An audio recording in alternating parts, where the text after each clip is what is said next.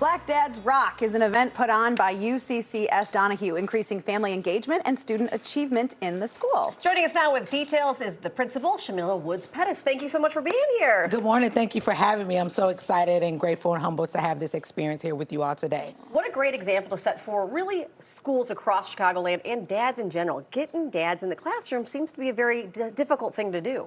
Yeah, absolutely. As parents and as moms, we were, doing the bulk of the work, but at Donahue, we want to make sure that we are incorporating our dads, that we are engaging our dads. We're making them feel comfortable and confident about being a father and being able to come into the classroom. So we want to make sure that they know that they are welcome and that they are accepted. There must have been a point when someone said, we got to do something about this.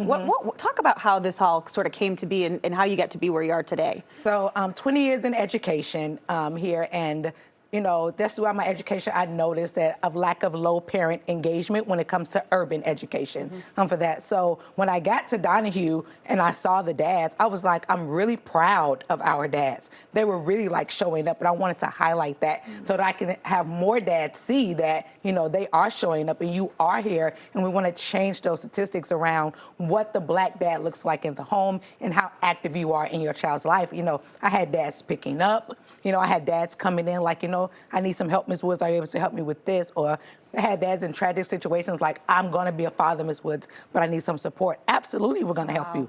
Absolutely, we're going to help you be the dad that you need to be. So my team and I, we sat down and I was like, you all, we really need to pour into our dads and make them, believe in themselves and build their self-efficacy so that they are more able to be the best dad that they could be. So last year our goal was 50 dads, and we just had, community panels to come in just to pour in. We exceeded that goal. So this year our goal is 100 dads or more, and we are extending it to the community. The school is the pillar of the community. I want to get back to the old school way of how it really does take a village to raise the kids, but it also takes a village to heal the community. And it takes a village to also build capacity, not with our students, but also with our parents as well, too. We love our parents, and we can't do it without them. So it's important for us to just, pour into them. And during Black History Month, Black Dads Rock is, really important to us to highlight that our dads are there. Yeah. That we are raising the statistic and we are changing the narrative around where our Black fathers are. We want to make sure that the city and the world sees that. As a longtime educator, talk to me a little bit about how you see children change when the dad is involved and when he's not. Oh, it is a major, major difference.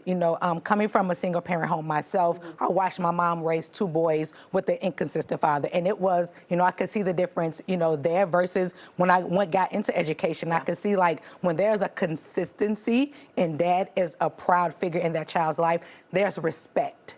There's a level that their child has, their relationship with their dad is very important. And it comes into the classroom when it comes to the academics. When their child is secure about their home and their foundation is built, they have, a lot more to do in the classroom, and they're more successful in the classroom. And we know that there are some barriers that Black dads face in particular. Can you talk a little bit about those and how this program helps to sort of alleviate those? Absolutely. So we serve as a support system to dads to help them fight to, make sure you're fighting to see their kids, giving them supports that they need to, the encouragement that they need to continue to fight to want to see their kids and be involved in their kids. Unfortunately, in urban education, we deal with a lot of custody, battle issues with that. So my team and I, we serve as a liaison sometimes between parents to say, listen, this is what you need to do, and it's about the child. Shout out to my dean, Trey Bryant. He's really, really good.